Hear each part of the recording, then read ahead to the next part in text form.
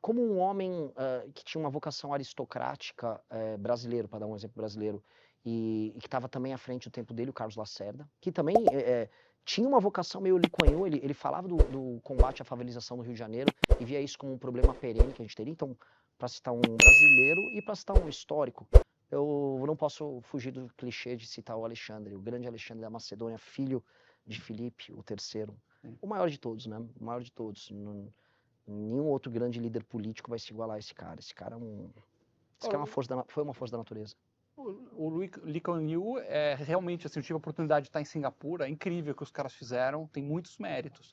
Por outro lado, ele teve uma pegada autoritária importante, ele colocou mais de 100 pessoas na cadeia, ele deixou 23 anos um deputado na cadeia sem julgamento. Então, assim, acho que com certeza tem muita coisa admirável, mas até que ponto você se espelharia e aonde você desembarcaria do projeto dele pensando em Brasil? O Lee Kuan Yew, primeiro, o caso lá é um caso, não é que ele surge como uma democracia, ele subverte a democracia. O país surge num regime que, em grande parte, é idealizado por ele. Foi um regime, em alguma medida, autoritário em alguns pontos. Só que o que ele fez, e aquilo termina com uma transição para um regime aberto, o que ele fez da transformação de nação, em termos de administração pública, aquilo é memorável. O problema de eu pegar o caso dele e só citar esses elementos é que aí eu não vou poder citar nenhum grande homem do passado, que viveu em regimes. O Alexandre tinha escravos, então, eventualmente, eu vou ficar preso nessa discussão do tipo, o Júlio César não pode ser citado como homem público, ele tinha escravos, ou ele matou muitos gauleses. Então, naturalmente, o Lee Kuan Yew participou de um regime que tinha essas características, mas a execução de políticas públicas e a vocação transformadora foi algo impressionante. Eu posso citar o Roosevelt. O Roosevelt é um grande exemplo de um grande executor que criou aquilo que a gente chama de Estado americano moderno. O Roosevelt foi um homem também que estava à frente do tempo dele. O Hamilton, nos Estados Unidos, que por mais que não tenha sido presidente, foi isso também. Secretário de Tesouro, né? Exato. Agora, todos eles foram homens do tempo deles, né? E a gente pode pegar coisas que nós, no nosso tempo, podemos, às vezes, incorrer no anacronismo. Não é o caso do Lee Kuan Yew. Porque César e Alexandre são grandes nomes, mas seria anacrônico exigir deles democracia. E o Lee Kuan Yew, na década de 60, a praxe da melhor prática mundial era a democracia.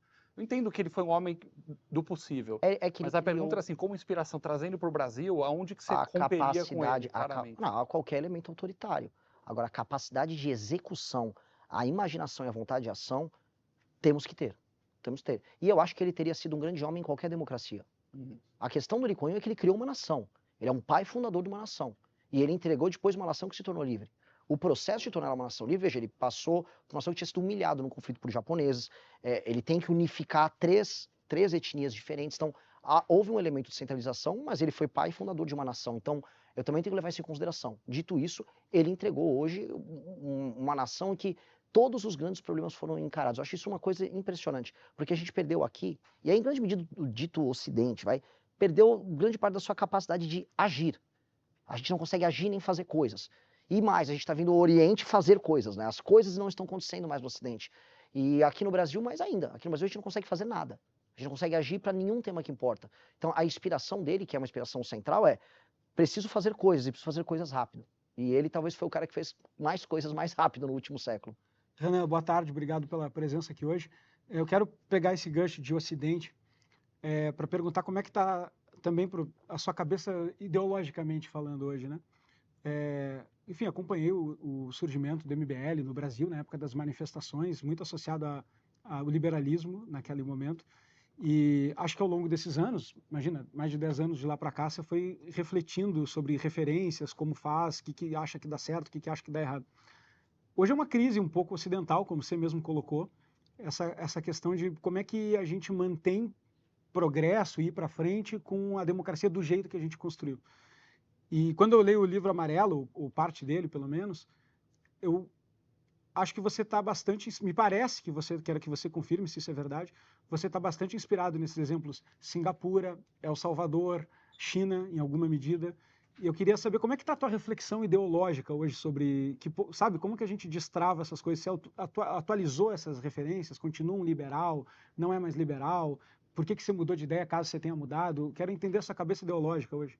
É uma adaptação pragmática que a gente teve conforme a gente foi tendo acesso aos verdadeiros problemas brasileiros, conforme a gente foi saindo do debate de internet. O MBL era um movimento acima de tudo, ele era liberal, mas ele era um movimento anticorrupção, e depois ele se torna também um movimento de crítica de costumes, de enfrentamento de guerra cultural. Mas quando, especialmente, eu tive duas experiências. Quando o Marquesan vira prefeito em Porto Alegre, eu era muito amigo do Marquesan, e eu fui falar de coisa, mas é fazer uma escola charter numa favela. Ele falou, deixa eu te explicar um negócio. Ninguém vai querer fazer uma escola charter naquela favela ali, que eles chamam de vilas lá em Porto Alegre. Ninguém vai fazer isso. Eu já tentei, já conversei. E eu comecei a ver, e aí em outros casos que aquilo começou a abrir minha cabeça, sobre os limites de um certo paradigma que existe liberal, da ideia de que a iniciativa privada vai resolver tudo, diante de uma nação em que a educação e o conhecimento não é distribuído de maneira minimamente equânime. Então, haverá lugares em que o Estado vai ter que atuar, e porque sim, ele vai ter que atuar em muitas coisas. E o Estado vai ter que estar mais presente a partir do momento que certas partes da população elas não são capazes de exercer liberdade de cidadania, porque elas não tiveram, sei lá, nem alfabetização suficiente para isso. E aí isso entra o governo Bolsonaro. No governo Bolsonaro a gente teve o Paulo Guedes, e ainda havia um liberalismo muito empolgado, uma ideia tipo, vamos privatizar tudo, vamos a iniciativa para resolver. E aí a gente começava a ver assim, não, os problemas brasileiros eles continuam muito agudos em muitos temas e muitas áreas. E aí isso se reforçou demais quando a gente começou a rodar o Brasil e ir nos lugares mais pobres do Brasil. E para mim, na campanha, especialmente na pré-campanha, que foi quando a gente começou a moldar o resto do Livro Amarelo a isso, quando você vai no Brasil onde não há atividade econômica nenhuma, onde há uma total e completa dependência do Estado, onde não há exercício da cidadania, e onde essa ideia de democracia que a gente fica falando e vendo na TV, ela é só uma ficção. A relação que um brasileiro mais humilde tem com o político é uma relação de troca, em que ele dá o voto e o político entrega favores ao longo do ano. É uma relação, é uma parceria, quase um familismo que ele tem. Isso precisa de emenda circulando, política social circulando. E aí você percebe, ok, a coisa é muito mais profunda do que a gente imaginava. A gente fazer uma transposição de, vamos dizer, de ideias e conceitos de regimes em que as pessoas já estavam minimamente emancipadas. Mesmo que seja os Estados Unidos do século XIX, em que as pessoas eram mais emancipadas, em que elas construíam sozinhas suas cidades, montavam sozinhas suas escolas, isso não se dá no nosso contexto, é um contexto completamente diferente, até para o processo de colonização, mas há uma necessidade premente do Estado estar presente e construir civilização. E não dá para fazer isso sem o Estado. Então, pegar uma pessoa que era uma pessoa muito liberal, como era eu ou o Kim, e você apresentar esse problema, em quase todos os elementos que vai haver uma resposta, o Estado vai ter que atuar. Então você fala, ok, como fazer isso sem me tornar aquilo que eu criticava? E aí surge o desafio de procurar experiências internacionais em que isso aconteceu. E aí você vai encontrar essas que você citou, você vai encontrar grandes experiências que vão dos Estados Unidos, experiências que vão pegar da Itália em termos de gestão de cidades, experiências que vão do Japão, da China, de Singapura. E aí você vai percebendo, né, como você modula, como você gradua. Por exemplo, Mato Grosso. Mato Grosso, você tem uma coisa em que a classe, em que os grandes empresários do agro, eles estão se tornando grandes empresários agroindustriais, e eles participam da política, e eles participam das administrações das cidades, e tudo isso está funcionando sozinho. Mato Grosso, como um sistema econômico, político e social, realmente o governo federal, ele não precisa atuar muito em Mato Grosso, é só não atrapalhar muito. De fato, você teve uma fusão entre atividade econômica e atividade política que está fazendo bem para todo mundo. Não é o caso no Maranhão. Então, o Estado vai ter que estar presente de um jeito no Maranhão que ele não vai estar presente no Mato Grosso. E aprender a modular isso é um exercício de pragmatismo que demanda uma visão de mundo mais complexa. Eu acho que a gente está muito mais complexo e interessante hoje do que a gente jamais foi. Só para eu entender, então é excessivo ou você diria que hoje você não se considera tão liberal e você se considera parte desse iliberalismo, entre aspas, que inclusive os Estados Unidos está um pouco nessa toada, e outros exemplos, você se considera aspirante a esse tipo de liderança hoje? Não, e é um termo que aqui vocês não vão fazer essa interpretação, mas se eu jogar isso na Globo News, que eu sou um iliberal, minhas redes sociais são derrubadas automaticamente. Na verdade, assim, é uma espécie de é uma nova lógica de funcionamento do Ocidente que perdeu sua capacidade de ação no poder executivo e que está vendo a ascensão de um Oriente que está obrigando esse Ocidente a agir de uma maneira diferente. Acho que seria isso. Então, as premissas do laissez-faire ou a ideia de um poder executivo meio mitigado pelos outros poderes, ele está muito fraco diante de um Ocidente, o Oriente, que tudo é mais centralizado, por exemplo, da China, e aí eles fazem as coisas mais rápido e meio que melhor. Então, a resposta que está vindo dos Estados Unidos, para mim, ela é atabalhoada. Eu acho que o governo Trump não está indo bem nisso. A resposta que a gente pretende dar é aumentar os meios de ação do Poder Executivo, sim, mas de uma maneira federativa em todas as instâncias, mas também corrigir os outros poderes, porque a gente está vivendo uma democracia disfuncional aqui. Então, não é igual a deles e eu acho que também não é iliberal, porque eu acho que o problema brasileiro é que ele é a gente vive um regime democrático pré-liberal, ele é nominal em termos de democracia, mas falar que ele é um regime liberal moderno é um pouco exagerado, é um regime arcaico, patrimonialista, ainda oriundo de um familismo do século XIX, é um negócio meio, é um bicho, sabe, com traços evolutivos distintos, assim, tem características ainda muito antigas dentro dele. Então esse bicho, que é a democracia brasileira, é um bicho que ele precisa evoluir rápido, é como se fosse um Pokémon que precisa dar aquela evoluidinha ali, a gente precisa dar essa acelerada nele. Renan, você já foi alvo de críticas de ter pouca experiência, não ter tanta capacidade de execução, mas enfim, você tem uma história de um projeto como o MBL, com muitas manifestações, organizando muita coisa. O projeto da criação do Missão também é um baita case de conseguir, enfim, delegar poderes, constituir equipe e tudo mais. Mas pensando num governo Renan Santos, você tem que ter uma capacidade ainda maior e tudo isso vai ficar para o passado, temos que olhar para frente. Uma das coisas que o mercado vai olhar é justamente essa capacidade, e aí onde você pode atuar já no primeiro dia é a formação dos ministérios. Para a gente ainda é um mistério quem vai poder fazer parte disso. Você já citou o Kim algumas vezes como um nome que seria parte desse time, mas o resto é um pouco ainda nebuloso. Quem que você pode dizer que poderia fazer parte desse teu time? O teu ministro da Economia, por exemplo, é sempre um nome que é anunciado antes por candidatos que estão postulando a presidência. O que você pensa sobre isso? O que você já pode anunciar para um time de ministros? Eu acho que, assim, essa questão da experiência, realmente, eu tenho uma experiência política de 12 anos e as minhas entregas, quando comparado com os demais em termos de liderança política, elas são bem maiores que as deles. Basta ver que eu sou o único líder político que preside o próprio partido, defende as próprias ideias e tem autonomia para criticar quem quiser. Acho que isso me coloca numa posição de liberdade que, do ponto de vista político, é uma credencial bem diferente, né? Eu não preciso estar com o Kassab de vice para falar que eu tenho, né, meios de fazer os governadores do meu partido trabalharem para mim, ou posso criticar o Flávio sem tomar pito dos deputados do meu partido. Então, isso é uma posição que deu muito trabalho. Construir um partido no Brasil, construir um partido independente, como a gente fez, é uma empreitada única.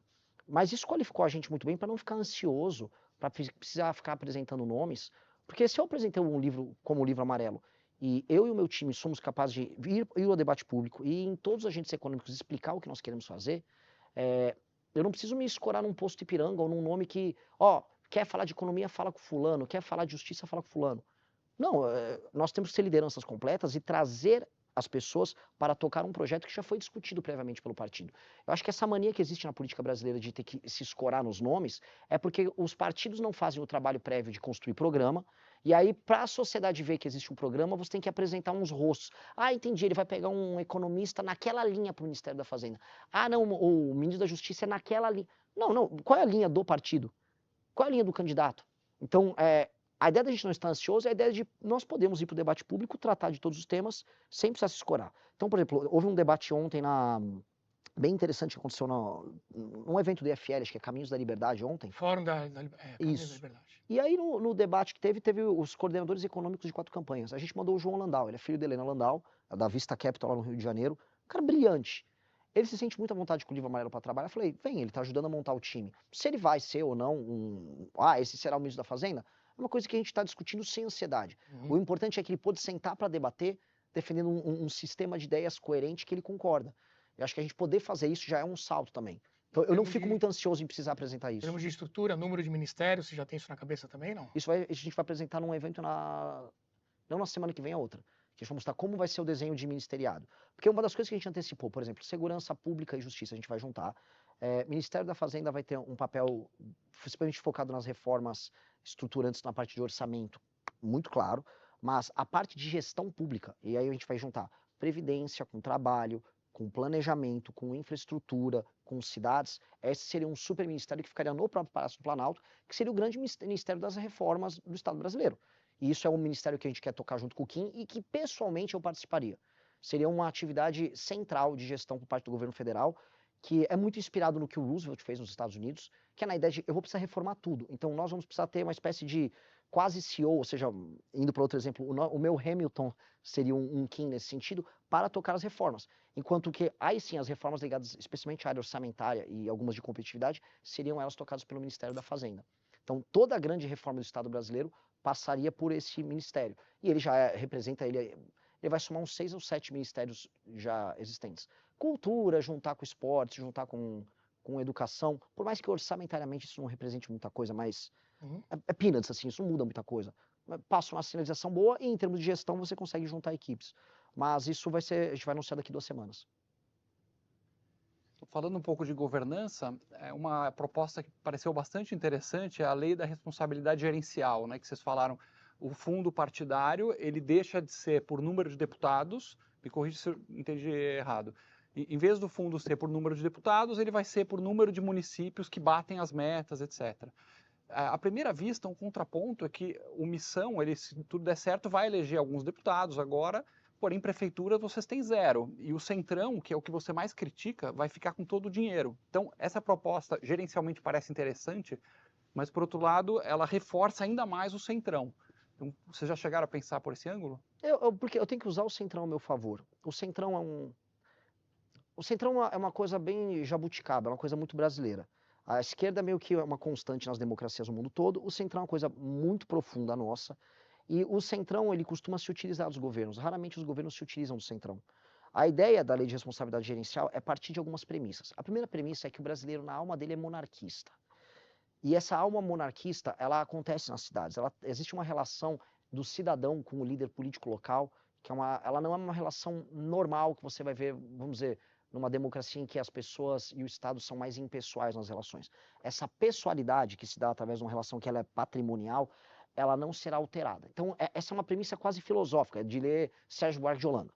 Então, aceitando isso como premissa, que é, no fundo, a premissa da própria existência do Centrão, eu passo a olhar, essa relação sempre vai existir, e eu preciso condicionar essa relação não mais a critérios que são soltos, como, por exemplo, partidos crescerem porque elegem deputados carismáticos, mas sim, aquele líder local, ele atingirá determinados índices de desempenho, como aumento da atividade econômica, segurança, saúde, educação, a cobertura de água, a cobertura de saneamento. E aí, com base nisso, que é uma avaliação que hoje, e essa é uma boa provocação para se fazer, o eleitor não faz. O eleitor que não avalia e reelege os seus prefeitos para os inteiros do Brasil, ele não está avaliando a gestão do prefeito. Apenas em casos muito agudos, tipo, não está atendendo nada aos postos de saúde, sabe, quando a coisa bate na parede, assim, de vez, mas não, para os casos, os maus prefeitos são reeleitos, porque eles também compram os votos do eleitor. Ao estabelecer esses critérios, a gente qualifica a relação, porque haverá um ente, que não o próprio eleitor, que vai avaliar de maneira objetiva o desempenho desses prefeitos. E ao fazer, ao você gerar uma pressão nos partidos, por exemplo, o PSD do Kassab, que tem muito prefeito, ao invés de focar apenas em usar o prefeito como instrumento de execução de emenda a serviço do deputado, a base política e a base estratégica dele passa a ser corpo técnico sólido junto a prefeitos para bater meta, e as metas oferem a pontuação, e aí o PSD do Kassab passa a ser um partido, se ele conseguir bater muitas metas, útil para a democracia. E isso é bom, a gente está requalificando eles. Então, até assim, há um desprendimento, e eu sei que isso pode representar no médio prazo uma vantagem para a gente. Porque vocês ficam sem dinheiro e o Centrão fica com todo o dinheiro, na prática, no Mas dia 1. Se o dinheiro do Centrão vier porque eles aumentaram a cobertura de água, esgoto e atividade econômica em município que não funciona, como é que define esses indicadores? Essa era a minha pergunta de follow-up, é que, de certa forma, filosoficamente, nós estamos dizendo, olha, você, cidadão do município tal, do Acre, você não é mais uma decisão soberana sua apenas ter esse ou aquele prefeito. No final do dia vai ser um técnico em Brasília, centralizado, e o receio que dá, não só um governo Renan, mas voltando, vamos supor, no futuro, tá o PT de volta lá, ou outro partido. Se isso não pode ser instrumentalizado, porque métricas também são subjetivas, né? Quanto você vai botar de IDEB para uma cidade e para outra? Então, se não pode ser um instrumento político para perseguição de opositores, um presidente da República mal intencionado, por exemplo, apertando os indicadores e sugando, né, secando de dinheiro os prefeitos opositores e até caçando, acho que prevê a lei que vocês estão propondo, a cassação de prefeitos... Tirar o direito político. Tirar o direito político de ele prefeito. cumpre o mandato, mas se ele não cumpre o número básico... a instituição disso, né? A primeira coisa é que, assim, essa perseguição já acontece e tudo isso já vem acontecendo, só que com uma base nem um pouco republicana e nem um pouco focada em indicadores de desempenho. Então, isso já existe. As emendas já obedecem critérios que são basicamente personalíssimos. Se você é um prefeito que não é vinculado a um determinado deputado e você não quer executar de maneira fraudulenta a emenda dele, desviando com a empreiteira do amigo do cara, você não vai receber a emenda dele. E você provavelmente não será reeleito. Se você é um prefeito que não está num determinado grupo político regional, não é aliado do governador, ou não está num bloco partidário ligado ao governo federal, você também não vai receber recurso. Então, na prática, isso já acontece. Você também pode perder seus direitos políticos das mais diversas maneiras. Você tem hoje, por exemplo, uma legislação que é similar a essa, que é a Lei de Responsabilidade Fiscal, que ela incide sobre eles por questões fiscais. Então, isso já acontece, e os critérios que são bem objetivos foram estabelecidos lá no governo Fernando Henrique. A única diferença é que a lei da responsabilidade fiscal, ela é execução de orçamento. Então, se o cara não gastar e não estourar, ele não é punido. Aqui você está cobrando resultados de que gestão. nem sempre dependem do prefeito, por exemplo. Nem sempre, subiu a nota ou não lógico, subiu, né? não. Pode ter uma seca, alguma coisa, pode acontecer um desastre, Lógico, ele não consegue entregar aquilo. Lógico, mas tudo isso tem que estar dentro da legislação. A ideia da lei de responsabilidade gerencial é prever isso. E a primeiro prever, junto com o Congresso, a ideia é passar isso junto com o Congresso Nacional, e a ideia é criar os indicadores, boa parte deles já existe. O TCU, inclusive, tem boa parte dos indicadores. Existe um painel do TCU sensacional, só que o TCU não tem poder hoje, vamos dizer, de gerar sanção sobre administradores públicos que não conseguem atingir esses indicadores. A ideia é, você precisa ter os indicadores, porque qualquer coisa que funcione tem indicadores de desempenho, não existe voar de avião sem os seus instrumentos, hoje os prefeitos vão seus instrumentos, e você não tem nenhuma vinculação deles à consecução dos resultados. Você tem casos bem claros, se você entra como prefeito do município com 0 de fornecimento de água e termina o seu mandato com 0 de fornecimento de água, você não fez nada. E assim, não dá para dizer que o prefeito não tem meios de ação de fazer determinadas coisas, porque o orçamento já chega. Existe o fundo de participação dos municípios em que o dinheiro já chega e boa parte desse dinheiro já vai vinculado. As metas de saúde, as metas de educação já são vinculadas com o orçamento que já vai chegar para eles. Então esse orçamento já existe. A infraestrutura, para boa parte disso, já existe. E aí as metas vão ser criadas dentro deste, vamos dizer, do arcabouço ligado àquele tamanho do município, à condição dele. Então você tem um município que está muito abaixo no ranking do SAEB, do IDEB, dos outros municípios da região, de outros lugares com padrão socioeconômico, aí o legislador vai trabalhar para criar os indicadores ligados a ele e é o ramp-up que aquele município tem que apresentar. Agora, os municípios que não apresentarem nenhuma melhora, mesmo com o governo federal enviando recursos para eles, veja, esses municípios vão ter que trocar a gestão deles. A questão toda é que a certeza que nós temos hoje é que eles não cumprem e eles se reelegem. E vocês não têm nenhum instrumento de sanção para um cara que não cumpre nada e se reelege. Então, o único meio é você criar, dentro da democracia, você criar indicadores de desempenho. O outro meio seria você acabar com a democracia no município, coisa que nós não pretendemos fazer. Então, se você vai manter a democracia no município, você tem que entregar os indicadores de desempenho, você tem que mandar, e existe um gravíssimo problema, não existe compartilhamento de políticas de maneira efetiva dentro dos municípios. Ou seja, um prefeito de uma cidade pequena mal sabe como montar, por exemplo, uma PPP na área de saneamento ou de água para ela trabalhar ali. Em geral, para funcionar disso, você tem que montar um consórcio intermunicipal, você tem municípios pequenos. Quem vai trabalhar quem vai desenhar o modelo do consórcio intermunicipal? Você vai ter que mandar técnico do governo federal para trabalhar com ele. A premissa que a gente parte é a premissa de que o governo federal vai ter que atuar compartilhando técnica com os governos municipais, com as prefeituras, para que elas atinjam essas políticas. Isso são políticas de Estado. Então, nós temos que travar isso, igual travaram, assim, Bolsa Família foi travado como política de Estado. A ideia de que você tem metas na área de educação, que você tem que universalizar o acesso à água, deveria ser uma política de Estado. Porém, não é política de Estado. Um prefeito pode ficar entregando gestão sem ter saneamento básico ou água. Um prefeito pode entrar e terminar uma gestão com o número de pessoas no assistencialismo aumentando, com o PIB da cidade não aumentando, e está tudo bem, e terminar reeleito. Então, se você não tiver esses critérios, criar as vinculações, e aí isso passar por lei dentro do Congresso, e ser transparente para a sociedade civil inteira poder acompanhar e cobrar, você vai ter o que a gente tem hoje, que são municípios fantasma do ponto de vista da gestão e do orçamento. E isso está sendo horrível para o Brasil. Renan, quero sair do papo técnico sobre o Brasil e entrar numa questão de representação de valores, eleitorado, militância. Você tem uma longa história política aqui no Brasil já, né? Já dá para dizer que é longa. E um ponto de fricção que eu ainda noto para parte da direita adotar seu nome como está aqui meu candidato, vamos lá, é o histórico todo com o bolsonarismo, vamos dizer. Então, você foi um dos que mais cedo rompeu, talvez, acho que talvez o que mais cedo. Primeiro, talvez, de grande movimento na direita, rompeu com o bolsonarismo, de forma bastante enfática, não só um rompimento técnico e moderado. E ao longo desse período todo, você manifestou N crítica aos líderes desse processo, mas não só aos líderes, né? Algumas vezes aos eleitores também. E eu queria saber o que você pensa disso, assim, hoje, né? Tem uma certa acirramento de clima entre as duas militâncias, o bolsonarismo continua tendo uma militância muito forte, o Missão também passa a ter uma militância forte hoje. Você tem alguma meia-culpa ao longo desse processo em relação ao eleitorado? Acho que você já deixou as suas desavenças com os líderes muito claras em N oportunidades. Mas eu queria saber como é que você está entendendo assim, o eleitorado, eu vou dar você... Chama de gado. O gado eleitoral, que Já você fala, falei o cara é o gado, o A cara é tia do isso, Zap. nas lives, etc. Rodou N vídeos, cortes ao longo desses anos, né? E eu estou curioso para saber como é que você entende essa conciliação hoje em relação ao eleitor, que não faz parte de deputado, senador, não é nada disso. Eu tenho que ser maduro a ponto de dizer que até certas críticas que eu ainda faço, não só ao eleitor, mas aos agentes políticos, às vezes eu passo do ponto.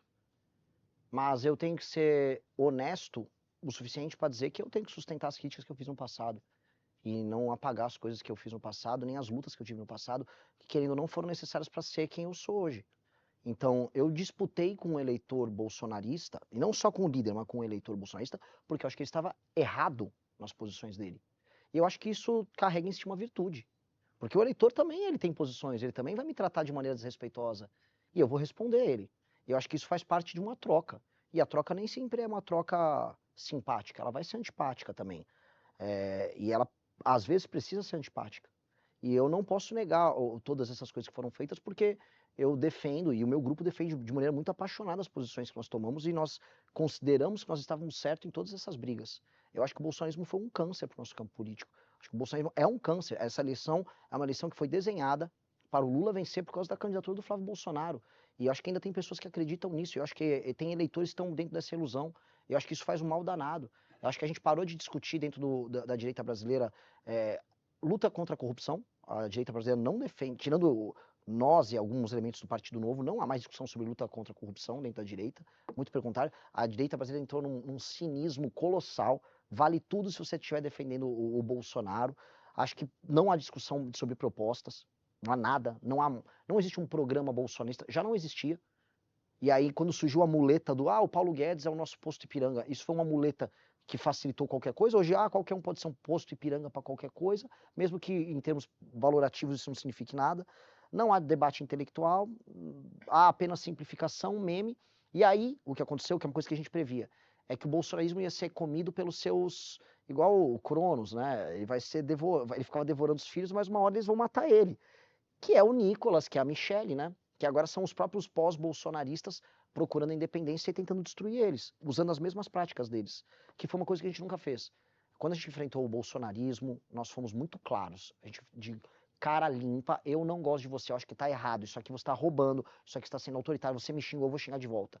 Esses outros caras não falam na cara, esses outros caras são cínicos, são mentirosos, é uma morte que eles estão tentando construir do bolsonarismo, é uma morte silenciosa, por um sufocamento lento, igual aquela cena acho que no Resgate do Ryan, que um soldado, acho que o alemão, mata um americano e vai colocando lentamente uma faca na goela do cara e faz um shh, shh. É isso que eles estão fazendo com o bolsonarismo. Mas aí você voltou para os líderes, né? Pergunta Mas para o eleitor eu já falei. Eu queria saber... Mas do eleitor isso foi claro. Do eleitor eu não apago nada do que eu disse. Aquilo fui eu naquele momento, assim como o eleitor nos chamava de vocês são drogados, esquerdistas, comunistas. Eles me xingavam Hoje também. De PT Júnior que chamam. De PT Júnior. É ridículo, né? Isso, eles chamavam todas essas coisas. E eu vou respondê-los. Eu não vou virar e fingir que aquilo não aconteceu. Eu não vou fingir. Eu vou lutar de volta. Eu só existo. E como é que está seu coração hoje com o eleitor, repito, não os líderes, o eleitor bolsonarista? Eu preciso convencê-lo do erro dele. O meu vice é justamente a representação disso. O meu vice era um cara que achava que eu era um comunista em um determinado momento. Achava que eu estava errado. O meu vice chegou em algum momento até aí nos acampamentos após a eleição de 22, achar que era uma luta cívica. Aí ele percebeu ali, da virada do ano, tem algo de errado acontecendo. Não tem nada a ver com isso. E aí ele se alterou. Eu tenho que ser generoso com eles, porque eles são eleitores. Eu não vou incorrer numa coisa que o jornalismo faz, que é achar que eles têm tipo uma marca da maldição. Eles não são democráticos. Não, cara, em grande medida, eu fui alvo ontem de uma manifestação de estudantes de direito do Largo São Francisco que eu não posso fazer um ato ali na frente. E eles não têm a marca do autoritarismo. Não, aquelas pessoas, elas estavam enganadas, em alguma medida elas foram engambeladas e elas entraram em surto, especialmente as pessoas que militavam pelo bolsonarismo na internet. Entraram num surto. E aquele surto fez mal para elas. Eu quero não apenas que elas saiam do surto, mas que votem na gente e que a gente construa um caminho que está muito mais próximo do sistema de valor delas do que o Flávio. O Flávio Bolsonaro representa basicamente a elite política do estado mais corrupto do Brasil, que é o Rio de Janeiro. a gente esquece, assim, sabe, se eu chegar para uma tia do Zap, para falar um termo que você colocou, no interior do Paraná, a tia do Zap é arquetípica, ela tá morando em Guarapuava, né? Ela tá lá, e eu apresento para ela, olha, este aqui é o Bacelar, ele é ligado ao Comando Vermelho, de acordo com a Polícia Federal, e ele era apoiado pelo Flávio. Esse aqui é o Canela, ele era candidato ao senador do Flávio e a suplente era a mãe do Flávio. Este cara, encontraram metralhadoras na casa dele e ele fez um pacto em Belfort Roxo com o Comando Vermelho. O que ela acharia? Será que aquilo coaduna com o sistema de valor delas? Não coaduna. E, na verdade, eles ficarem repetindo Deus, Deus, família, família, quase como um mantra, manteve as pessoas numa ilusão enquanto eles faziam um negócio com o Bacelar e o Tega Joias. E eu acho que isso cruzou muitos limites. Eu quero que essas pessoas acordem desse surto. E por mais que eu tenha discordado, tenha sido duro, pelo menos eu fui verdadeiro com elas. Então você quer convencê-los do erro deles, né? Essa tua intenção hoje. Qual foi um erro seu nessa trajetória toda? O que você olha para trás e fala, puta, nisso aqui eu errei? Eu sempre fui muito colérico. Eu nunca tive grandes erros nem acho que tive erros de intenção, mas eu sempre fui muito colérico na forma. Eu sempre quis inovar demais. Você está falando erros de comportamento, mas alguma coisa específica, mas algum ato seu, algum posicionamento? A forma, a política é sobre forma. A forma, na verdade, aquele negócio meio a mensagem. Eu fui muito agressivo já. Eu já acho que eu já passei da linha em muitas críticas a muitas pessoas. Isso é forma, isso é política pura. Ela define, inclusive, a ação política. Então, agora eu falo assim, nós erramos, por exemplo, a nossa estratégia de enfrentamento ao petismo? Não. Ao bolsonarismo? Não. Ao voto nulo em 2022? Não. Postura nossa agora com o Kim Kataguiri na 6x1? Não erramos. Eu acho que os erros de intenção nossos, se rolaram, foram ruins. Confiei demais, fui ruim na seleção de material humano, tenho muito MBL porcaria perdido por aí. Selecionei mal lideranças por muitas vezes, me empolguei com pessoas, erro de gestão, erro como gestor ali, falhei nesse ponto. Comprei brigas que não deveria comprar. Sim, são erros e erros que determinaram alguns atrasos no avanço nosso, mas não impediram a gente crescer. Voltar um pouquinho para a prática aí do dia 1 do ano que vem, Renan. Existe uma questão de governabilidade que você tem sido abordado, né? Muitos dos projetos do Missão são de desmonte de certos arcabouços que acho até super necessários. Por exemplo, a extinção aí de 70% dos municípios do Brasil, coisa que é óbvia para quem tiver um mínimo noção matemática, um golaço sim implementado, mas você vai precisar de maioria constitucional para PEC, 300 e poucos votos, de caras que você está pedindo para eles desmontarem a própria base de prefeitos, a desvinculação de receita, quer dizer, como é que você vai fazer na prática para 300 deputados que estão montados nesse sistema cortar as próprias tetinhas? Isso já aconteceu antes na história do Brasil, história recente do Brasil. O Congresso vota às vezes contra o próprio Congresso. Eu dei o exemplo agora da lei de responsabilidade fiscal. Imagina os partidos da época do Centrão, da época PFL, etc., votando nisso. E votaram. No fim do dia você consegue fazer um convencimento. Há um grau de convencimento e há um grau até de republicanismo mesmo no Centrão. Agora, para ser muito pragmático com você, eu venho falando isso em todas as entrevistas, eu vou ter que compor governo. Eu já estou avisando para ninguém ter nenhuma surpresa. Eu vou entrar lá, eu vou ter que compor governo. Porque nós temos um regime nosso que é semi-presidencialista na prática. Então, você ganha a eleição para presidente, você tem que ganhar a eleição no parlamento. É loucura, um regime maluco, mas terei que fazer isso. Então, eu terei que fazer uma composição. O que eu vou criar são as regras para a composição. Não vai ter bandido no nosso governo. E isso acontece em regimes parlamentaristas. Eu acho que a gente precisa trazer essa cultura para cá. Há de ser feita uma resolução por parte de todos os partidos, que é vinculante sobre as bancadas, para estou compondo o governo, a resolução obriga a bancada inteira a votar na agenda do governo. Senão não tem nenhum sentido o que acontece hoje, em que o PSD do Kassab está no governo Lula, estava no governo Flávio, e vota em matérias do governo dependendo da matéria do governo. É ou não é governo? Então você precisa criar uma resolução, você precisa amarrar para ter uma maioria que nunca será uma maioria de PEC. Vai ser uma maioria simples, uma maioria tênue. Bota aí, uma maioria precária. Outro elemento que é fundamental para as reformas... Os principais pontos precisam de PEC, certo? Da tua proposta. Grandes pontos precisam. A lei de responsabilidade gerencial... O PL, imagino, vai estar dentro do governo, um PL da vida à esquerda? Desde que ele não me mande um deputado horroroso para compor.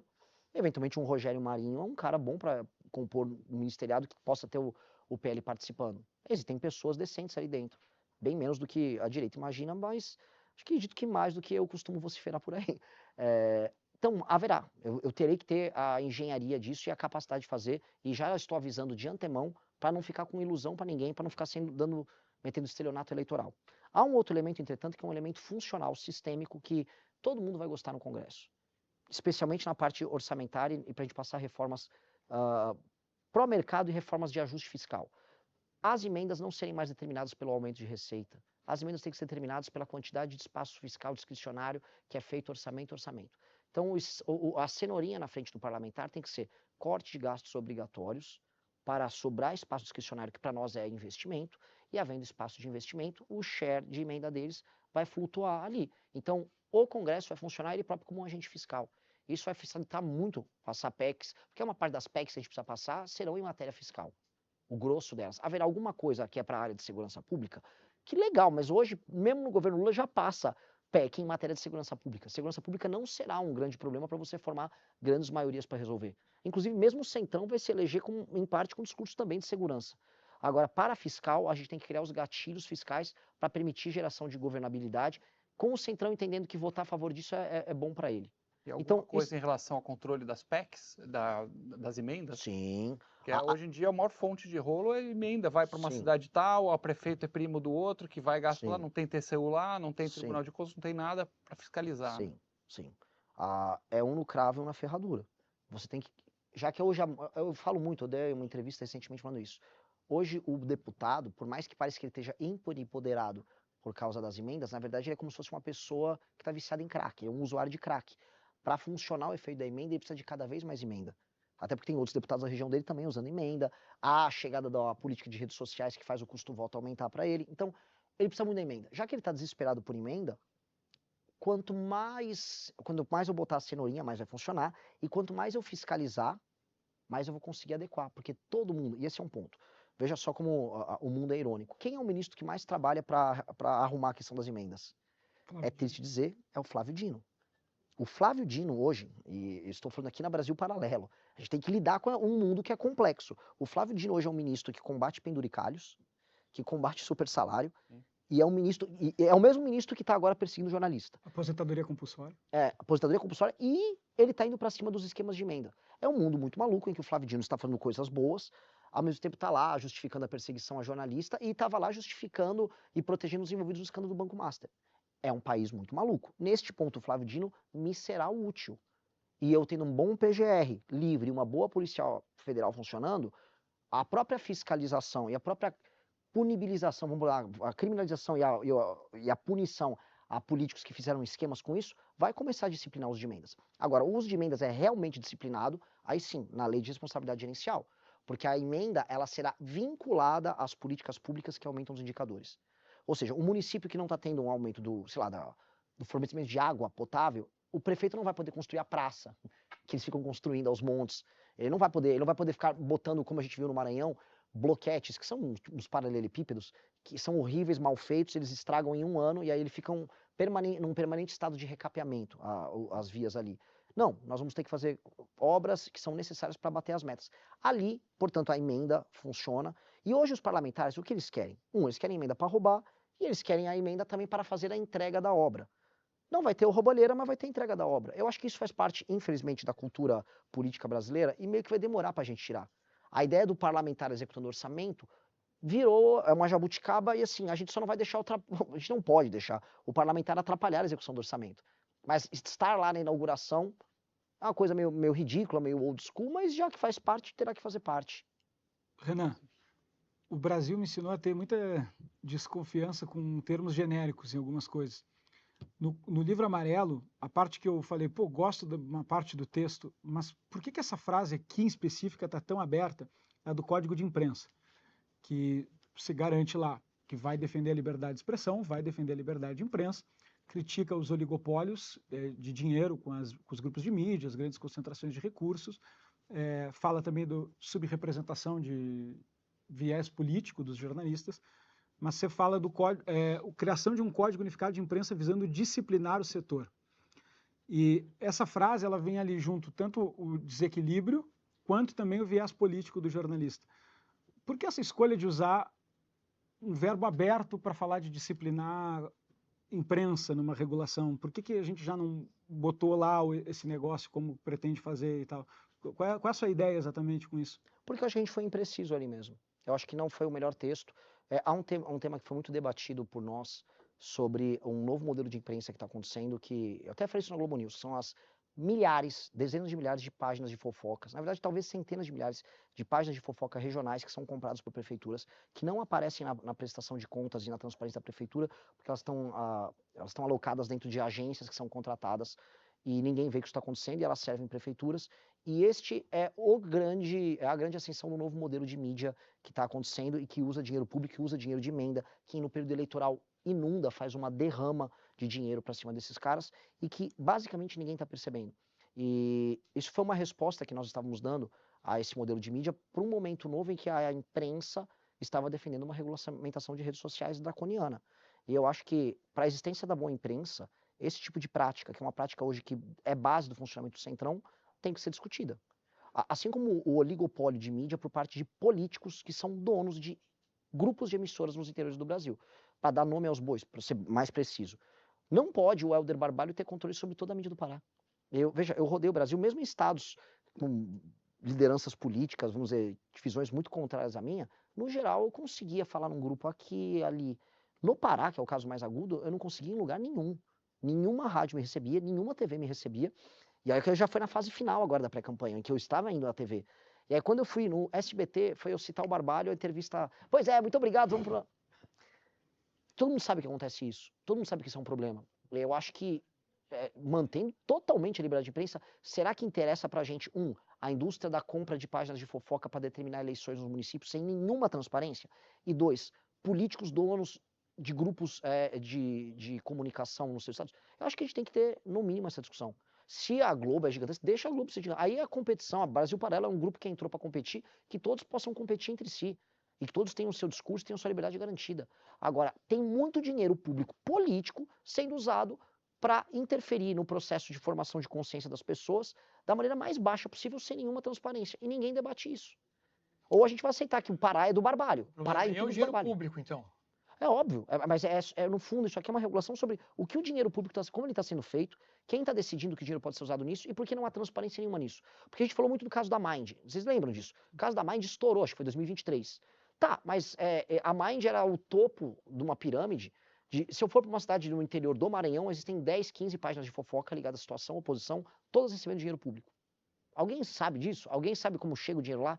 Alguém sabe se houve uma contratação, se houve uma licitação? Não, é uma agência de propaganda ou literalmente um gabinete que pega uma grana e vai dando. É correto isso? A gente está aceitando? É normal isso? São os maiores difusores de notícia falsa, de destruição de reputação, instrumentos de campanha. No Brasil, CNPJ é proibido de fazer campanha. Então, eu tenho um movimento político, que é uma loucura, o movimento político, o MBL, não pode fazer campanha para o Renan. Não pode falar, o Renan é uma grande opção. Eu sou multado e o MBL é multado. Dito isso, uma página de fofoca que às vezes tem um CNPJ, está claramente fazendo campanha para alguém, com dinheiro público ainda, e ninguém está olhando para isso. Então hoje eu tenho... Mas o texto é ruim, o texto está impreciso. Mas vê se eu estou certo se eu falar isso. O candidato Renan Santos se compromete que o código de imprensa é para regular a distribuição de dinheiro público para grupos que fazem política disfarçada enquanto Exatamente. imprensa, mas não intervém em editorial de dinheiro independente. E nunca foi nosso histórico. Porque o nosso histórico, a primeira ação política do MBL, foi a primeira manifestação nossa, 1º de novembro de 2014, foi por conta de um ataque que a Veja sofreu ali durante a eleição da Dilma. A Veja, a turma do PC, do B, da Uni, destruíram a fachada da Editora Abril, falando que eles eram fascistas, que estavam interferindo nas eleições. Aquilo aconteceu ali, foi a primeira manifestação que a gente convocou, que inclusive deu origem depois às outras que deram origem às do impeachment. A gente sempre foi muito duro contra isso. Até porque essa regulação malandra da mídia é uma pauta clássica do PT. Uhum. Agora, nitidamente, está tendo uma concentração de grana, e eu estou falando sempre, eu estou falando muito de pequenos municípios. Isso está interferindo na política local de uma maneira que as pessoas sequer imaginam. As políticas hoje nos municípios de menos de 50 mil habitantes são determinadas por compra de voto e essas páginas e perfis de Instagram administrados por gente que recebe dinheiro público. É uma ditadura da opinião que está acontecendo. A gente achava que as redes sociais iam libertar, e em muitos lugares elas estão oprimindo e comprimindo a cabeça das pessoas. Eu espero que você entenda o conflito de interesse de insistir tanto nisso, mas acho que você conhece a história recente do Brasil para saber esse porquê dessa tônica de preocupação com liberdade de expressão, né? Eu vi a entrevista que você fez no G4 e você responde dessa página de fofoca lá, você fala isso, mas aí o jornalista fala, tá, mas isso aí, e se for para um caminho de censura e ditadura? E eu vi você responder para ele, não, você não precisa se preocupar, você é um jornalista sério. Foi na Globo News. Foi na Globo News? Foi Você pela foi no Natuza. Thales? Não, isso foi com a Natuza. Não Que sei ela, como que ela foi. falou assim, mas isso aqui não é sobre você. Eu falei pra ela, Aham. isso não é sobre Foram você. os dois, então. Mas Eu não me lembro dessa do G4, mas como eleitor até, e como também representante de mídia, por que essa resposta? Não fica um clima de que vai ter alguém decidindo quem é sério e quem não é, indiferente de qualquer recurso público e tudo mais? Não, se você é um jornalista que está recebendo dinheiro público, como acontece em muitos veículos de mídia, que seja transparente, que todo mundo saiba. Uhum. Se você é parte de uma família de um político e você tem 2 ou 3 emissoras de TV ou muitas rádios, as pessoas têm que saber e, eventualmente, você tem que ser limitado a essa atividade, porque não faz sentido um grupo familiar cuidar de vários grupos de mídia e distribuidoras de rádios por todos os interiores desse lugar.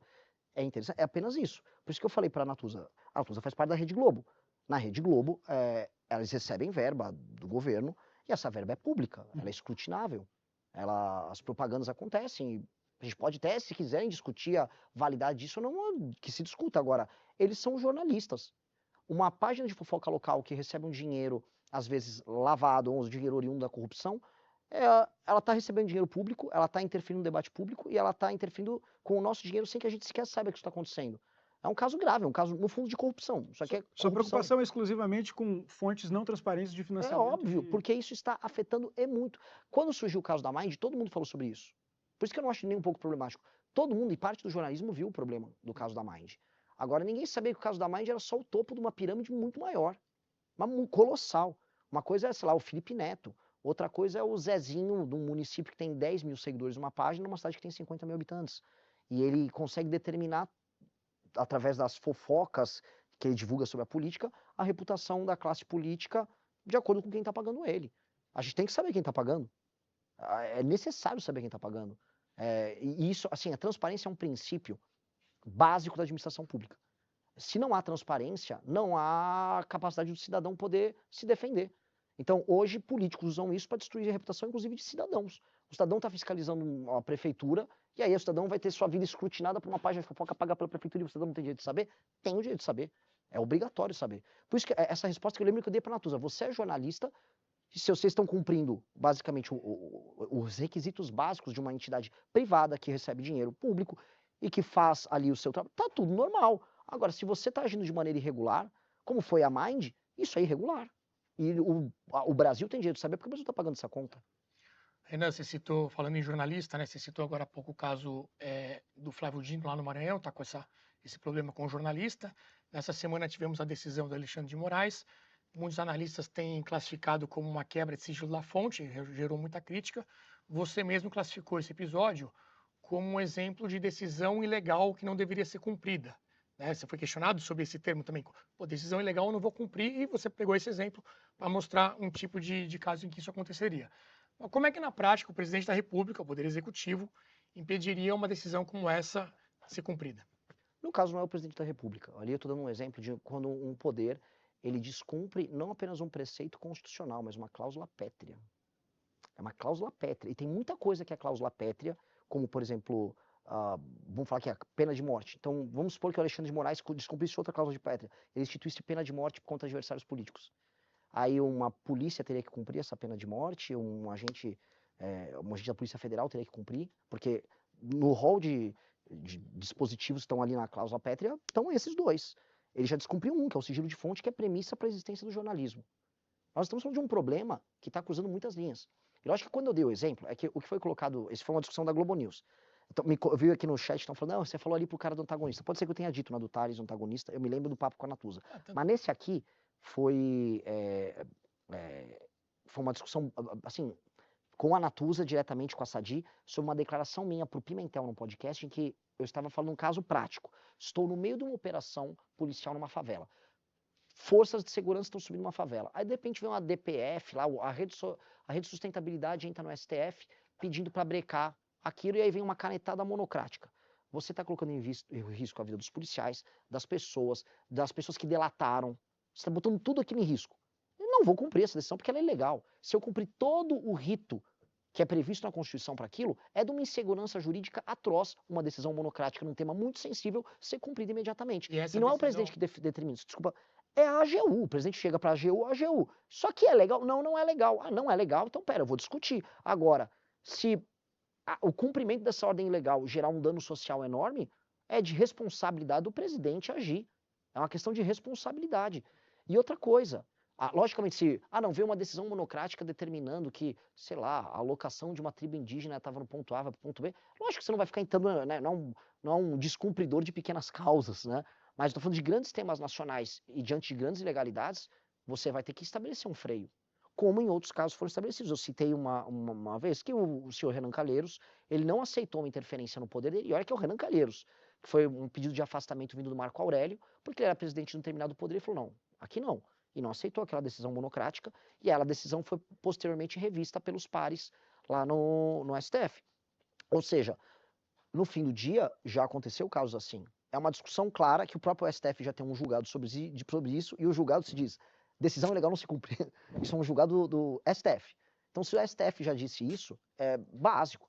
Porque, veja, nós não vivemos um regime normal. Eu já citei que a base da democracia brasileira é a compra de voto, e o topo dela é uma crise institucional entre os poderes. Então, falar que a gente está num regime de normalidade em que um está passando sobre prerrogativa do outro é ilusão. Um presidente da República vai ter que ter a responsabilidade da maneira mais pacífica possível recolocar todo mundo na sua caixinha. E vai ter que acontecer isso, senão a gente vai ficar vivendo num regime que é anormal. Você tem criticado várias decisões do Moraes, inclusive no caso do Mastro também você foi bem crítico, falou inclusive que ele deveria sofrer impeachment, deveria até ser preso, teve uma declaração sua nesse sentido. Então tem vários momentos em que você tem sido crítico ao Moraes, agora é mais uma situação com essa decisão. Mas no passado também você teve situações em que você elogiou ou até apoiou decisões também muito criticadas do ministro Moraes.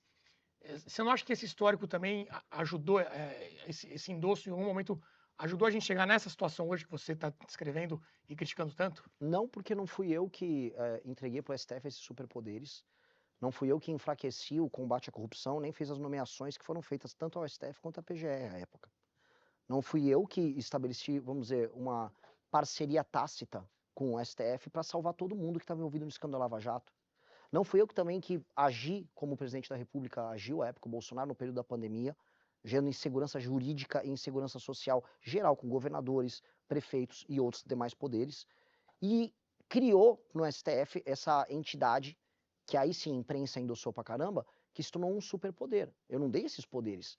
Eu era um cidadão, membro de um movimento, que vi uma briga de poderes, como muitos viram, em que havia um projeto autoritário de ambas as partes, e cada um com seus instrumentos à disposição, tentando tolher a liberdade ou acumular poder para si. Eu vi manifestações do Bolsonaro em que, de 7 de setembro de 2021, em que o tema era eu autorizo e que minha caneta vai ter poder. A caneta dele vai ter poder para quê? Por que o filho dele com caminhoneiros estava um dia antes lá na frente do STF fazendo quebra-quebra? O Eduardo estava. Por que a turma dos caminhoneiros nesse mesmo dia estava num acampamento lá em Brasília dizendo que conseguimos, não sei se foi uma GLO, uma Estado de Defesa, não sei, alguma medida constitucional, tem um vídeo, um meme lá de um senhor bigodudo. Por que as pessoas achavam isso? Obviamente porque havia um projeto de conflito do Bolsonaro com os demais poderes que pressupunha uma concentração de poder nele. Depois veio toda aquela discussão sobre golpe, não golpe, 8 de janeiro, etc. O ponto é, havia 2 projetos autoritários ali. E se o Roberto Jefferson, que uma vez eu cito lá, tem um meme que claramente é irônico, é o escrevendo Alexandre Coraçãozinho, e eu tô falando de uma prisão do Roberto Jefferson, que é um sujeito que estava completamente lunático. Lunático. Essa prisão foi antes daquela questão toda de não foi da Granada, foi uma de 2021. Que também era um cara, eu não lembro o tema, mas era alguma das declarações malucas do senhor Roberto Jefferson. Depois ele foi preso novamente, e mereceu ser preso também. Porque o Roberto Jefferson é um cara que era um presidente corrupto de partido, que resolve virar um doidinho de rede social, pregando o golpe de Estado, como ele pregava em lives por aí. E num país em que a gente começou a naturalizar a discussão em vídeos e manifestações sobre golpe de Estado, a gente passou a passar por um risco concreto. Tanto que esse risco concreto acontece ao longo do ano de 2022 e ao final de 2022. Quando você pede a prisão do Olavo de Carvalho, também está nesse contexto. Você acha que ele... Tem um vídeo que eu falo da prisão. Seria esse o motivo? Sim, mas ali era muito mais uma esse cara tá organizando, ele era um arquiteto intelectual de uma visão de mundo que vinha desde o impeachment da Dilma Rousseff, em que ele falava de golpe de Estado. O Olavo de Carvalho queria que o MBL defendesse intervenção militar em 2014. Então ele era um arquiteto intelectual de uma visão assim meio niilista sobre a democracia brasileira e que isso teria consequências. Não é todo mundo que é inteligente igual o Olavo. Tem gente que vai achar que basicamente é só pegar uns caminhões e ir para frente do Congresso pedir golpe de Estado. Por mais que o Olavo, em alguma medida, endossasse isso. Ele endossou isso, ele defendeu. Ele defendia, ele chamava de uma hora de intervenção popular, depois ele criticava os militares, porque os militares estavam sendo covardes. Mas o fato é, ele falou e flertou com esse assunto durante anos. Ele atacou, a gente até se dava bem, ou mais ou menos bem com o Olavo, lá da virada de 14 para 15. Quando a gente fala, não vamos defender a intervenção militar, e quando na segunda manifestação nós entramos com um pedido liminar na justiça para impedir esses movimentos que defendiam golpe de Estado em 2015 para participar das nossas manifestações, aí ele pira, começa a xingar. Aí o xingamento assim, é gay, é isso, é aquilo, é ladrão, o PSDB te comprou, e os xingamentos são bem pesados. Ele ficou trabalhando como arquiteto de uma visão, de uma perspectiva, que teve filhos e que acabou quase se concretizando no Brasil.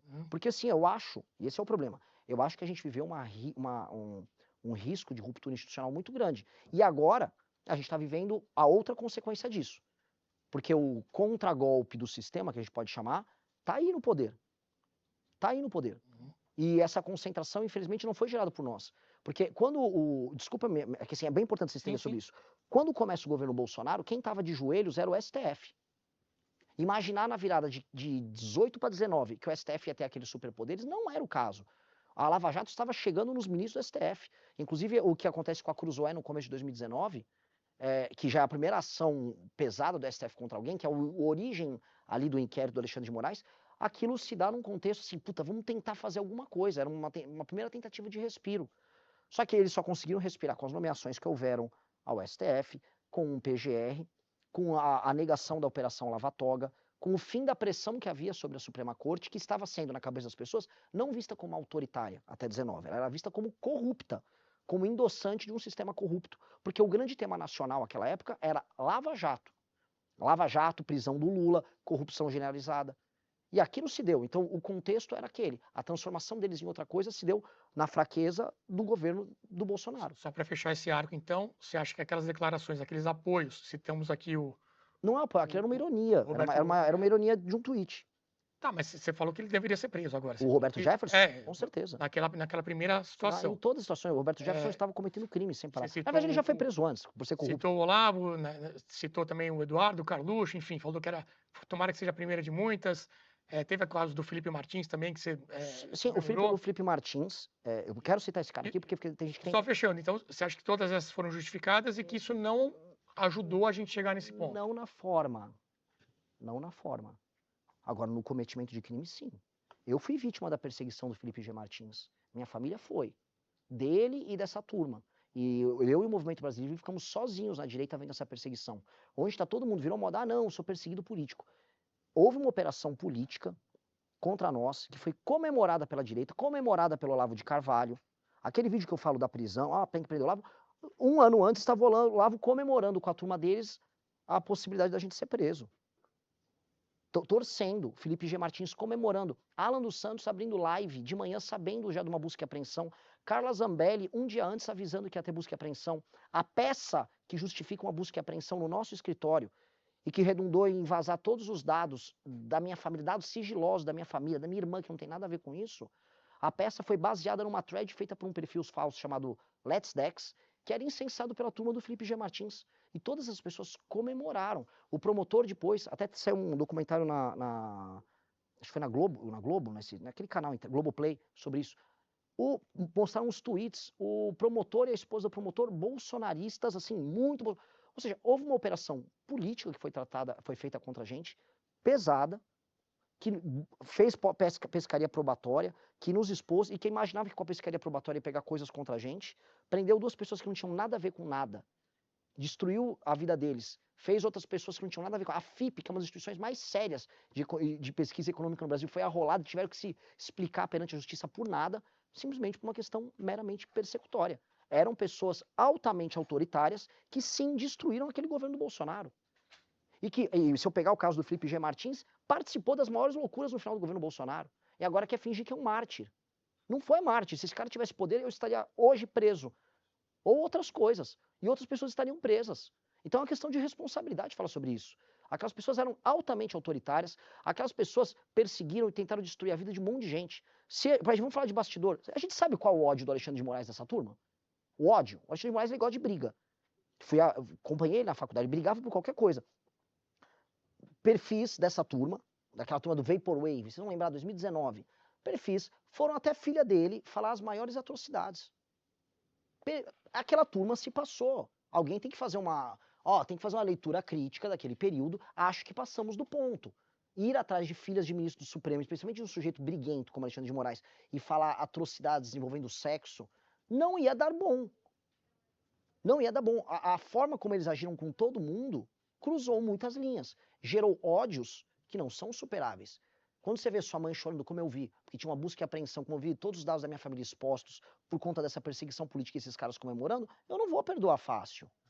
Quando eu vi essa turma toda do Olavo comemorando, eu não vou perdoar fácil. O Alan dos Santos dando risada, eu não vou perdoar fácil. Não dá para entender o sentimento muito claramente, mas fica uma impressão de que são dois grupos políticos de direita em disputa por espaço e um torcendo pela instrumentalização da justiça contra o outro. Então, esse seria o receio. Não, porque eu nunca instrumentalizei justiça contra ninguém. Nunca, porque você não, mas você comemorou alguém. Eu fiz parece que eles torcendo para vocês irem pra eu fiz uma cadeia e piada vice-versa. sobre a prisão deles. Se fosse essa a minha postura, eu não estava defendendo agora a dosimetria para todo mundo, inclusive essas pessoas. O Kim Kataguiri votou favorável à dosimetria. Eu não sou favorável à anistia restrita porque crimes foram cometidos. Mas se fosse uma vingança pura e simples, a gente não estava votando como votamos a favoráveis à dosimetria. E eu vi a público defender isso, até me irrita, porque no âmago eu sinto a raiva, eu sou um ser humano, eu não sou um boneco. Só que aí eu tenho que dividir o Renan Pessoa do Renan Institucional, o Movimento Brasil Livre, o Partido Missão, do que a gente passou. A votação do Kim foi uma votação de dosimetria que é benéfica para todos os envolvidos. E nós votamos assim, todas as vezes, e justificamos publicamente. Inclusive, até a votação do Kim sobre aquele deputado Daniel Silveira. A nossa votação também, ela não foi uma votação punitiva de um sujeito que falou atrocidades a nosso respeito à época. Então, institucionalmente, não é essa postura. Agora, a postura no Twitter, a piada, o escárnio, como existia... E o rei disso era o Olavo. O rei disso, do escárnio, da piada, era ele. Houve. A piada do escárnio houve. Institucionalmente, não. Acho que essa separação é importante. Sair um pouquinho do Brasil por um minuto. Renan, os Estados Unidos recentemente classificou o PCC e o Comando Vermelho como organizações terroristas, né? Inclusive eles fizeram operações na Venezuela sem autorização. Chegou primeira semana de janeiro, na primeira semana o Trump resolve fazer uma operação militar lá em águas brasileiras atingindo o PCC. O que faz o presidente Renan nesse caso? Eles não foram consultados, aconteceu... É uma violação gravíssima da nossa soberania. Ele não tem jeito de fazer isso. Ele não pode fazer isso. Assim, o ato dele declarar isso não confere ele poder disso. Na verdade, já teve algumas discussões interessantes. Os Estados Unidos já reconheceram como grupos terroristas, grupos, por exemplo, como o ETA, ou grupos na Europa, e não fizeram intervenções. Porque o argumento da esquerda era muito nessa linha, tipo, já o Trump está interferindo aqui. Acho que essa classificação dá poderes para eles para fazerem outras coisas que não interferir. Como, por exemplo, criar vinculações entre determinadas empresas brasileiras que atuam em mercado americano com o PCC, para dizer que essas empresas que eventualmente concorrem com empresas americanas não podem atuar lá, especialmente na área de biocombustível, que eles têm uma concorrência e uma briga com a agro brasileira enorme. E a gente pode ver coisas desse sentido, porque no fundo, para mim, o governo Trump é um governo patrimonialista, corporativista, que joga um jogo muito, muito pequenininho. O jogo do Trump não é um jogo de um grande herói geopolítico de nada. Acho que inclusive um governo que perdeu boa parte do suporte ideológico que ele tinha. Para mim é um governo de negócios que vai se arrastar até o fim dele. Mas nesse caso concreto é um dilema, porque vamos dilema supor que ele enfraqueceu efetivamente o PCC com essa operação. Como que você conduziria na prática? Mas assim, se eu tiver tropas americanas no território brasileiro, eu tô falando de... É uma violação, é uma declaração de guerra dele contra o Brasil. Ele não pode botar a tropa dele aqui. Aí já não é nem isso. Ele pode ter enfraquecido o PCC, ele destruiu a institucionalidade do Brasil. A gente foi violado, né? Um cara entrou, se o encanamento está estourado na sua casa, eu vou entrar lá pelado na sua casa para arrumar um encanamento. É uma humilhação histórica. Aí eu tenho um problema que talvez seja maior que o PCC. Então, é que eu não acho que isso vai acontecer, nem tem um histórico disso, e até o tamanho do Brasil e a crise internacional de confiança que geraria para os Estados Unidos seria colossal. Eu não acho que isso aconteceria. Mas o que eu coloco, assim, tanto para a esquerda que fala que, na verdade isso aqui é só um instrumento dos Estados Unidos invadirem o Brasil, ou a direita que fica comemorando, no fim do dia quem vai destruir PCC e CV somos nós, é o Brasil. Não tem outro... E talvez eu veja por parte do brasileiro simplesmente uma fuga do assunto quando a gente fica tratando nesses termos. Renan, você virou um nome famoso por divulgar bastante a teoria do direito penal do inimigo.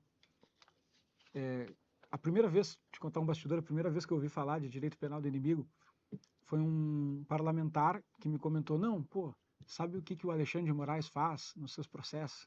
É direito penal do inimigo, eu não sabia o que era, fui pesquisar e tal. E se não me engano, nessa pesquisa, inclusive, caiu em algum vídeo seu comentando de El Salvador, salvo engano.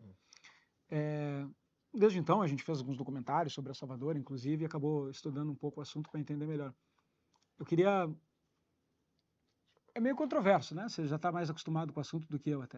É meio controverso, principalmente para definir quem é o inimigo quando para a lista de inimigos. Eu queria entender quem é o inimigo, no direito penal do inimigo do Renan Santos, quem é o inimigo e como você pretende viabilizar isso também na política brasileira. Eu acho que eu fui o primeiro a falar, não que eu fui o primeiro a falar de direito penal do inimigo, isso é uma teoria gigantesca. O Jacobs, que é o pai dessa teoria, é um dos maiores juristas vivos no mundo, é um criminalista dos mais importantes do mundo, então ele é uma figura intelectual importantíssima na contemporaneidade, para falar igual intelectual. Mas aqui no Brasil, essa ideia, essa provocação de que o direito penal do inimigo é implementado pelo Alexandre de Moraes, meio que fui eu que trouxe. E ela não é precisa. Ela não é precisa porque o Xandão é muito mais um schmittiano do que um jacobiano. Né? A ideia do Schmitt é muito do direito penal do hostil. É definido quem é o hostil, que seriam os inimigos que estão impedindo, em geral, o poder executivo de funcionar. E aí você pode entregar ao poder executivo superpoderes para enfrentar esse hostil. E era uma doutrina que ele tinha da República de Weimar ainda. E o Xandão é sabido que ele é um schmittiano. Então tem o próprio Jacobs, ele faz essa definição do hostil contra o inimigo, é uma diferença que o Jacobs faz. A tese do Jacobs, para a gente definir quem é o inimigo para ele, não para mim. A tese do Jacobs, ele estabelece o seguinte, a premissa ele vai para Hobbes, né, a função do Estado para suprimir a guerra de todos contra todos, mas que haverá inimigos naturais do Estado. Haverá, vamos dizer, o inimigo do Estado que já é um inimigo interno, um inimigo externo. E que a lei para esse inimigo ele vai precisar ser diferente do que a lei para a pessoa comum. Ele estabelece 3 tipos de inimigos do Estado que operam recorrentemente com o Estado, que é a pessoa que que ataca através do terror, do uso da violência indiscriminada, negando a ordem constitucional, o criminoso sexual e as grandes organizações econômicas criminosas. Ele usa esses 3 exemplos. Então, na teoria dele, ele vai conceituar que esses 3 seriam os inimigos. Quando a gente traz isso para o Brasil, a gente nem está trazendo para os 3. A gente está falando do direito penal do inimigo voltado a algo que está muito anômalo e muito claro, que são as facções criminosas.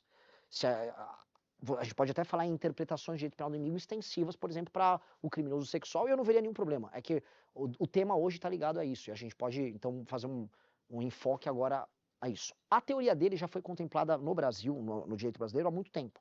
Então, por exemplo, a lei do abate, que a Força Aérea tem, quando tem um avião que não se identifica, ele entra em território nacional, ele não se identificou, a Força Aérea tem autorização a abater. Aquilo é uma antecipação de tutela e diminuição do direito de defesa que já é previsto e já é aceito. O próprio GCRIM, quando você tem, por exemplo, julgamentos que vão ser mais rápidos, o processo criminal todo vai ser mais rápido, já é uma aceleração do processo que é prevista no direito penal do inimigo também. São 2 elementos aqui, existem outros também.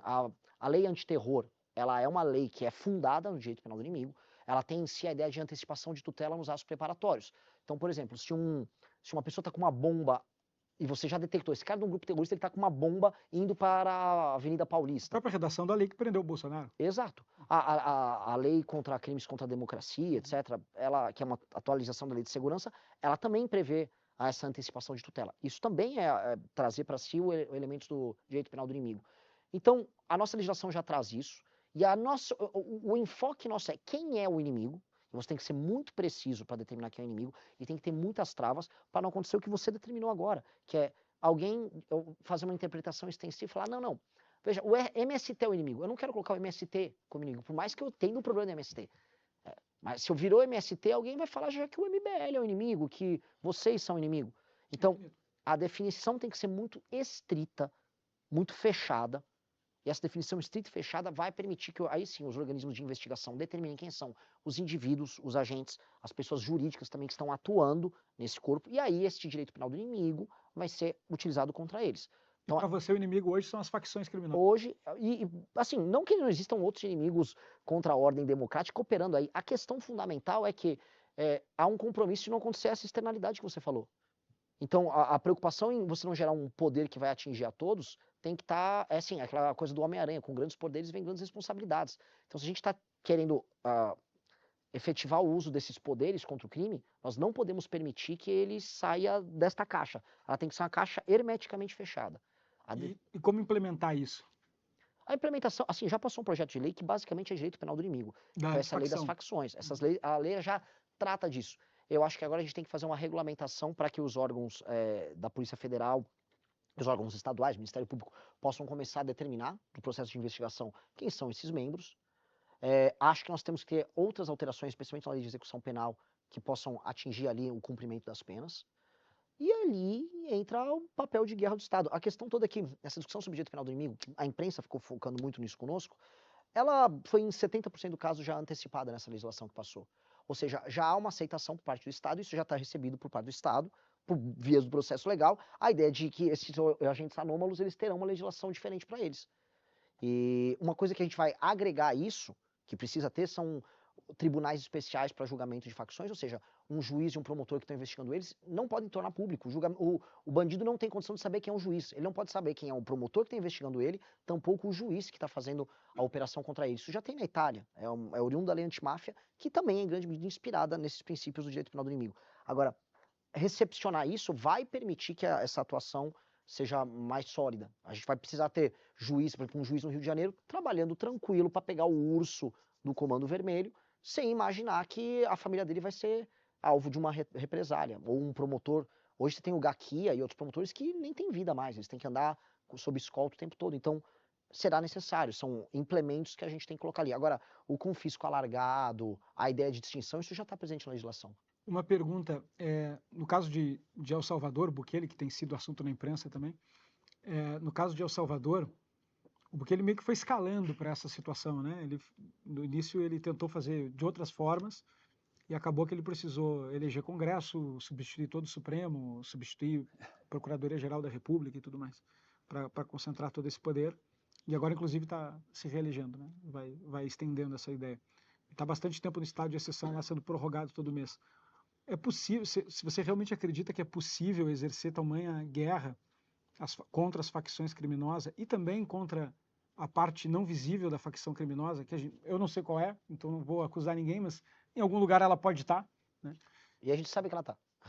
Eu não sei onde é, eu sou honesto com isso, não estou escondendo informação, mas eu não sei exatamente onde está. Eu não acredito em bruxas, mas que elas existem, essa é verdade. Ela pode estar em algum lugar no Congresso, ela pode estar em algum lugar em um tribunal, ela pode estar em algum lugar.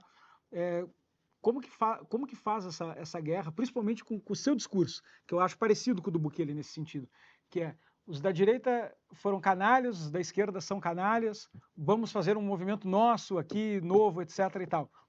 Eventualmente você ganha, porque tem uma ressaca de direita e esquerda no país acontecendo nos termos tradicionais do assunto. Mas aí ganhou, todo mundo te odeia um pouco, né? Os caras que estão sentados nas cadeiras. E aí você chega lá e fala: oi, tudo bem, vamos compor, eu vou passar uma lei de facção, vou me dar um poder enorme aqui para fazer esse combate, etc. Como é que está a sua visão de viabilidade? Você bota mais um plano inspiracional e você pensa que quando chegar a hora é porradaria, vamos ver o que acontece? O que tem de verdade na sua cabeça em relação a isso? Não, de verdade, eu vejo uma grande, na verdade eu vejo uma grande disposição em grande parte dos governadores, especialmente dos que já estão apresentando resultados, em agir dessa maneira. E do próprio Congresso em votar matéria nesse sentido. Um exemplo, o Kim passou um projeto de aumento de pena para roubo, furto e receptação do celular. Até o PT votou favorável. Não dava para votar, vou votar aqui contra esse tema. Até o PT teve que votar. Acho que só o PSOL e talvez um ou outro, acho que do PT, acho que da Rede, votaram contra. Todo mundo votou favorável. Não está dando mais para votar contra essa agenda. A lei antifacção passou no Congresso Nacional. Você acredita que virou uma demanda que tem custo político absurdo não votar a favor? Exatamente. Não tem como votar contra. E aí tem um outro problema que seriam os governadores. A maior parte dos governadores, e existem até governadores do PT, estão comprando essa briga. O Rafael Fonteles, do Piauí, é um governador que está encarcerando muito. Quem conhece o Fonteles sabe que o Fonteles ele tem um QI mais alto ali, é um sujeito mais inteligente. Ele entendeu, ó, vai ter que prender mais, vai ter que ser mais efetivo e isso vai apresentar resultados melhores. O estado de São Paulo tem uma política de enfrentamento a homicídios, que vai nos entregar, provavelmente no ano que vem, um número de homicídios abaixo, homicídios por 100 mil habitantes, abaixo da média americana. Então o estado de São Paulo vai estar abaixo da média. Eu acho que é um feito aí. Ainda que o número de roubos e assaltos esteja acontecendo. Ou seja, há uma disposição de muitos governadores em fazer esse enfrentamento. Quem não quiser, aí entra as intervenções. Se no Ceará ganha o Eumano, eu já fui processado e condenado na hora pelo Eumano 2 vezes no Ceará. Por quê? Porque todo mundo sabe que o Eumano está deixando acontecer o que está acontecendo no Ceará. O Ceará é um caso muito mais grave do que o Rio de Janeiro. É um estado de infiltração, de banditismo, de ocupação territorial, tem tudo acontecendo ao mesmo tempo. O Comando Vermelho está tomando o entorno do porto de Pecém, porque todo mundo sabe que eles querem fazer pelo porto de Pecém no Ceará o que o PCC faz por Santos, que é exportar droga, que é aí que tá os bilhões estão aí. E todo mundo sabe o que está acontecendo e nada está sendo feito. Pois bem, se o Eumano não quiser compartilhar dessa política, para te dar um exemplo, ó, passamos dessa legislação, virou o ano, começou o mandato, vou atuar lá no Ceará, Eumano, vamos lá, ó, eu quero colocar as forças federais para te ajudar, vamos reocupar Santa Quitéria, vamos soltar vamos liberar a região do Pecém e a região metropolitana de Fortaleza. Ele, não vou. Não vai. Não vai, então vou botar, eu vou passar, ou no mês seguinte, desculpa, no bimestre seguinte, quando precisar renovar um estado de defesa ou uma GLO, eu vou ter que atuar especificamente no estado do Ceará. Aí eu vou controlar, como o Temer controlou na GLO, as forças de defesa do estado do Ceará, para a gente cumprir o dever constitucional do estado do Ceará de garantir a segurança das pessoas, que o governador lá não está cumprindo. Então, eu acho que isso é uma exceção, eu acho que nós teremos problemas, talvez, na Bahia e no Ceará, se os governos atuais se mantiverem. Então, se o Jerônimo ganhar e o Eumano ganhar, creio que eles vão manter essa política de leniência com o crime. Que se é o PT recebendo grana, tem muita história engraçada para contar sobre isso, né? Eu tenho que ser cuidadoso agora que estou no período de eleições. Mas tem coisas acontecendo, tem. Eu acho que ali teremos problemas. Nos outros estados, eu acho que na maior parte dos casos será de pura e completa cooperação. Porque o governador vai adorar, e eu vou ter que ser um líder habilidoso, um líder político habilidoso, ele vai adorar que o governo federal vai fazer uma operação no estado e entregar os louros da vitória para o governador e para a polícia local. Eu vou entregar a vitória política para os deputados daquele estado, para o governador daquele estado, de modo a eles falarem, ter parceria com este governo federal é bom. Eu quero criar esse tipo de vitória política. Não tenho nenhum problema em os governadores levarem todo o louro político. Então o Tarcísio vai querer levar o louro político. Leva tudo, Tarcísio. Que o Fontelli lá no Piauí quer levar, leva tudo. Não tem problema nenhum. O lance é, no todo, a gente desmonta essas operações das facções. Renan, eu queria agradecer a tua presença aqui. Estamos chegando aqui ao final do nosso tempo. A gente sempre deixa aí um minutinho de considerações finais para o candidato. Primeiro, agradecer demais a vocês. Olha, junto com a Globo News, aí foi a entrevista mais legal, pega polêmica, altamente qualificada, vocês estão de parabéns. Segundo que eu deixo pro recado que tem muita gente que me acompanha, que está assistindo aqui, mas também tem um público da Brasil Paralelo junto. O recado que eu deixo para todos é o seguinte, houve um momento que toda a direita caminhou junto, toda a direita, ali a câmera, né? E nesse momento a gente venceu várias vezes, a gente teve impeachment da Dilma, o Lula foi preso, a Operação Lava Jato prendeu praticamente todas as lideranças. Houve, entretanto, uma grande ilusão, que foi o Bolsonaro. Foi uma ilusão que nos dividiu, nos separou e nos fez perder. Desde que o Bolsonaro entrou no poder em 2019, o que a gente chama de direita ou antipetismo só perde. Houve outro momento que a liderança era compartilhada e a gente tinha muitas iniciativas acontecendo ao mesmo tempo. Se a gente sair dessa sombra maldita do bolsonarismo, todos venceremos e as nossas ideias podem até divergir. A Brasil Paralelo tem uma perspectiva, o MBL tem outra, o ranking dos políticos outros, mas todos nós, em grande medida, somos pessoas bem intencionadas. A gente não pode colocar uma quadrilha liderando a gente simplesmente porque essa quadrilha é popular. Então, libertem-se desse jugo, libertem-se todos dessa corrente e que a gente construa uma direita inteligente, vencedora, como todos estão aqui presentes que me entrevistaram sabem fazer. É esse o meu recado. E se vocês gostaram dessa provocação, me conheçam um pouquinho. Meu nome é Renan e eu sou candidato a partir de domingo à presidência da República. E você, o que acha? Não esquece de dar o like, comente, compartilhe e siga o Onça News. Até o próximo vídeo.